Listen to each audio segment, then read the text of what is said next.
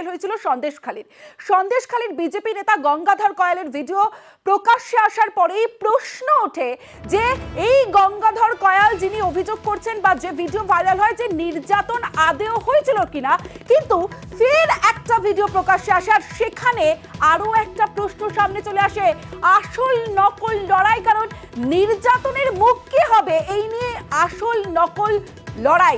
শোনাবো প্রথমে অভিযোগ কি।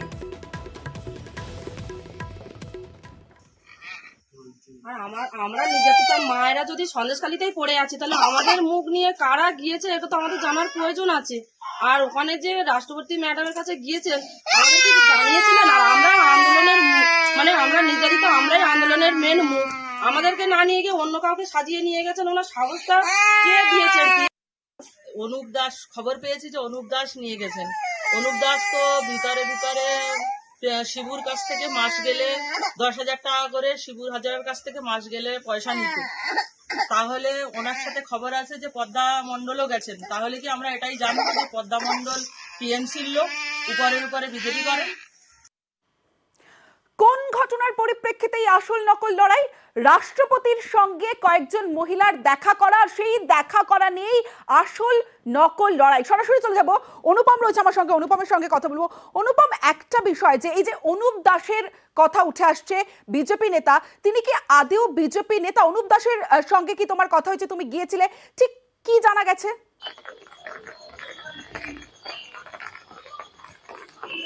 দেখো, যেটা জানতে পেরেছি, অনুপ দাস একটা সময় বিজেপি করতো, কিন্তু আজ থেকে প্রায় মাস 3 আগে তাকে দলের থেকে বরখাস্ত করা হয়। সে এলাকার বিজেপির যুব কমিটির সভাপতি ছিল, সেই পদ থেকে তাকে অপসারণ করা হয়েছে প্রায় মাস 3 আগে থেকে, এবং এই মুহূর্তে সে RSS দলটা করে।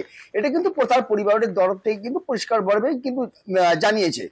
এবং এই যে অনুপ দাস, এই অনুপ দাসের সঙ্গে আজকে আমরা দেখা করতে গিয়েছিলাম, কিন্তু অনুপ দাস বাড়িতে ছিল না, কিন্তু তার পরিবারে তার স্ত্রী, তার মামিমা বা তার বাবা, তাদের সঙ্গে আমাদের কথা হয়েছে। অনুপ, একটা বিষয় এখানেই তো প্রশ্ন আসছে যে নির্যাতনের মুখ কারা, এই নিয়ে আসল নকল লড়াই, আসল কারা?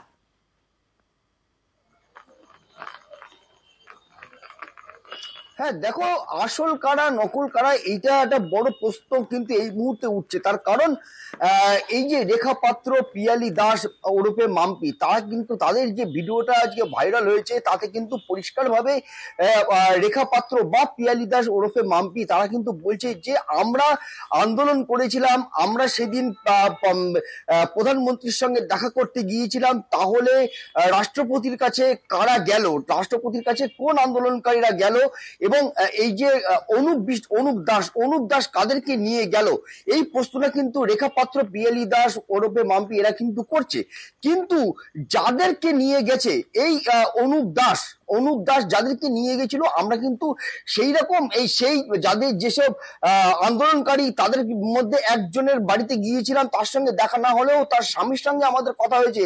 তার স্বামী কিন্তু পরিষ্কারভাবে যেটা জানিয়েছে যে রেখা পাত্র, পিয়ালি দাস এরা কিন্তু অনেক পরে এই আন্দোলনের সঙ্গে সামিল হয়েছে। তার কারণ রেখা পাত্রর ছেলেকে যখন তৃণমূলের লোকজন যখন ঠেলা মেরে ফেলে দেয়, রাস্তায় পড়ে কান্নাকাটি করে, তখন পিয়ালি দাস রেখা পাত্র ছুটে আসে, এবং রেখা পাত্র ছুটে আসার পরে তারপরেই রেখা পাত্র এই আন্দোলনের সঙ্গে যুক্ত হন। এটা কিন্তু একদম পরিষ্কারভাবে কিন্তু জানিয়েছে। এবং এই যে অনুপ দাসের সঙ্গে যারা গিয়েছিল রাষ্ট্রপতির সঙ্গে দেখা করতে, তার ভেতরে যে একজন মহিলা, তার স্বামী পরিষ্কারভাবে কিন্তু এটাও জানিয়েছে যে এই যে অনুপ দাসের সঙ্গে অনুপ দাস কিন্তু কোন রকমে যে টাকার অঙ্ক, যে টাকার সঙ্গে লেনদেন, তৃণমূলের সঙ্গে লেনদেনের কথা বলা হচ্ছে অনুপ দাসের সঙ্গে, সেই অনুপ দাস কিন্তু টাকার লেনদেন কিন্তু করেনি বলেই কিন্তু জানাচ্ছে সেই নির্যাতিতার স্বামী। এবং নির্যাতিতার স্বামী কিন্তু এটাও কিন্তু পরিষ্কারভাবে বলেছে যে প্রথম থেকেই যে এই সন্দেশখালীতে যখন আন্দোলন শুরু হয়, সেই আন্দোলনে কিন্তু এই ভদ্রলোকের স্ত্রী সহ একাধিক মহিলারা ছিল, এবং এই পিয়ালি দাস ওরফে মাম্পি, রেখা পাত্র এরা কিন্তু অনেক পরেই কিন্তু এই আন্দোলনের সঙ্গে যুক্ত হয়। অনুপম, রেখা পিয়ালিদের নিশানায় অনুপ দাস, বিজেপি নেতা নন অনুপ দাস, ছেলে দীর্ঘদিন ঘরে বিজেপি করেন বলে দাবি করছেন অনুপ দাসের বাবা। অনুপ দা কি বিজেপি করেন? তো সেই আজকের 18-20 মানে 14 বছরের বেশি। কোথায় যায় না তা আমাদের বলে যায় না। আমার সঙ্গে ছেলের কোনো যোগাযোগ থাকে না। আমি এই যে এত আন্দোলন ইত্যাদি হয়েছে তাও আমি এসব বিষয় জানি না।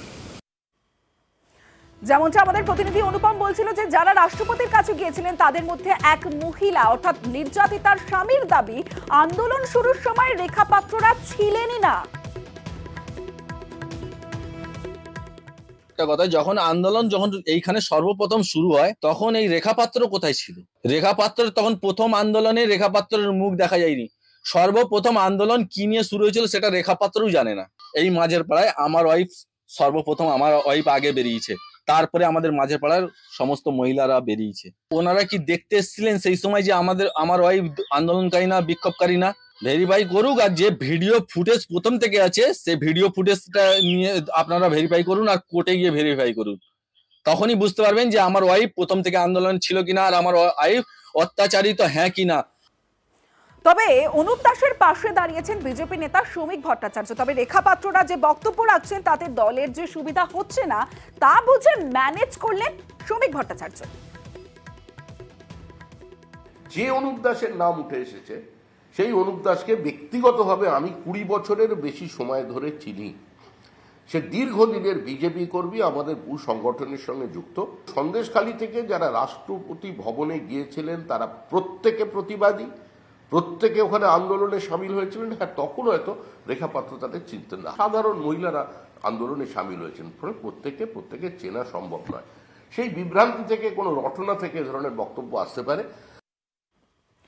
সন্দেশখালীর ভাইরাল ভিডিওয়ে বিজেপি নেতা গঙ্গাধর কয়ালের বক্তব্য প্রকাশ্যে আসে। ভাইরাল ভিডিওয়ে গঙ্গাধরের বক্তব্যে সন্দেশখালীর নির্যাতন নিয়েই প্রশ্ন উঠে যায়। আরো একটা বক্তব্য গঙ্গাধরের, কোচবিহারে প্রচারে নিয়ে যাওয়া হয়েছিল সন্দেশখালীর মহিলাদের, সেখানেও মহিলাদের প্রশিক্ষণ নিয়ে প্রশ্ন ওঠে।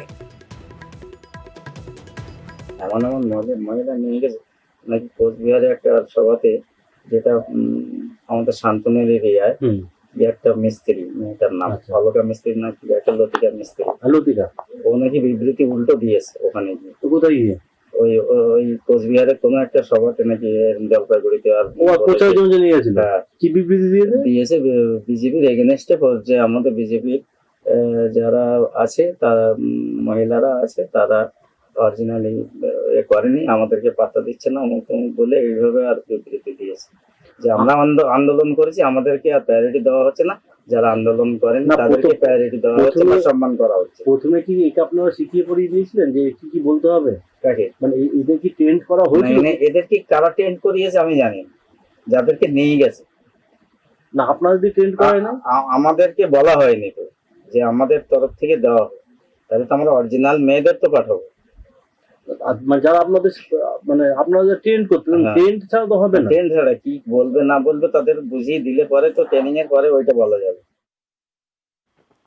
যখন গঙ্গাধর কয়ালের ভিডিও প্রকাশ্যে আসে তখন ভোটের হাওয়া গরম হয়, আর সন্দেশখালীর ফের ভাইরাল ভিডিও ঘিরে তুঙ্গে রাজনৈতিক চর্চা।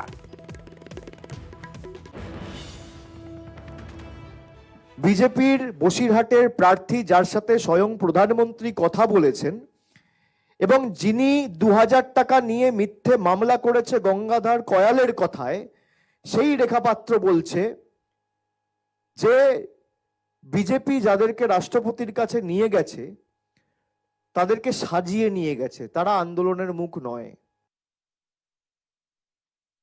মনে হচ্ছে আপনি যে কথাটা বলছেন যে এটা একটা কোনো পুরনো ভিডিও, যে সময় এই অসত্য কথাগুলো চিঠিতে সই করা হলো মহিলাদের দিয়ে, তারপর এটা যে অসত্য সেটা যখন এখন বেরিয়ে এসছে, এই পুরনো ভিডিও রেখাপাত্র চালানো হচ্ছে, যেখানে তিনি বোধহয় আক্ষেপ করছেন যে কই আমাকে তো কেউ নিয়ে গেল না রাষ্ট্রপতির কাছে। তার মানে তিনি একটু ফুটেজটা চেয়েছিলেন সেই সময়, ক্যামেরা ছবি একটু হোক, অন্যান্য মহিলাদেরকে বিজেপি সাজিয়ে অসত্য কথা বলার জন্য মহামান্য রাষ্ট্রপতির কাছেও তাকেও মিসগাইড করতে এরা গিয়েছিল, তাকেও মিসগাইড করেছে অসত্য কথা বলে যে তাদের উপর ধর্ষণ হয়েছে। সেই টিমে তিনি বোধহয় ছিলেন না রেখাপাত্র, তাই দুঃখ এবং আক্ষেপ।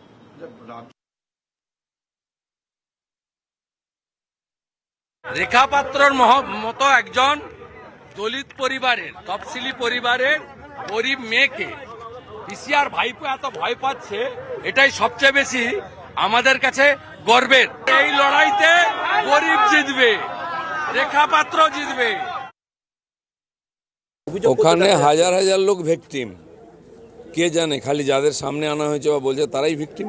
যারা মুখ খুলছে না, বলছে না পাবলিকের সামনে, মিডিয়ার সামনে, তারা ভিকটিম নয়। তারা রাষ্ট্রপতির সামনে বলেছে, এখানে বলেনি। পাড়ায় পাড়ায় ওখানে ভিকটিম, মহিলাদের ছাড়া হয়নি কাউকে। আজ নয়, 10 বছর 12 বছর ধরে এই ঘটনা চলছে। যারা এই কথা বলছে তারা জানতে পারবে ভোটের পরে যখন খোলাখুলি সবাই রাস্তায় নামবে।